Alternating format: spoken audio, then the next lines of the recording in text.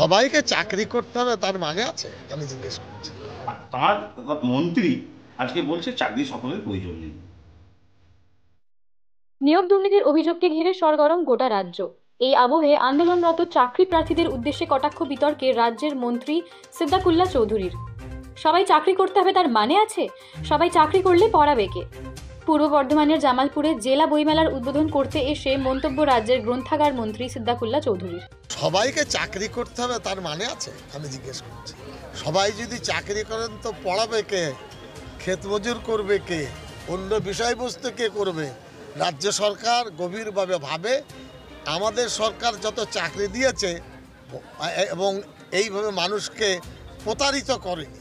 বাম জামানায় প্রতারিত হয়েছে, আমরা প্রকৃতপক্ষে চাকরি দিচ্ছি। এখন লোভ হয়েছে সবাই পাচ্ছে আমরা পাবো, তো লাইনে দাঁড়ান তবে তো টিকিটটা পাবে। একজন চোর চুরি করেছে, দেশদ্রোহীর সাথে তার কোনো সম্পর্ক নেই। শাহজাহানের প্রশংসা কেউ করে, এগুলো ঘটছে। শাহজাহান এত বড় মাপের নেতা নয় যে তার জন্য রাজ্যের কিছু ভাবতে হবে। এই তৃণমূল কংগ্রেস কিন্তু কেন্দ্রে বিজেপি সরকারকে আক্রমণ করে তারা নাকি চাকরি দিচ্ছে না, আর তার মন্ত্রী আজকে বলছে চাকরি সকলের প্রয়োজন নেই।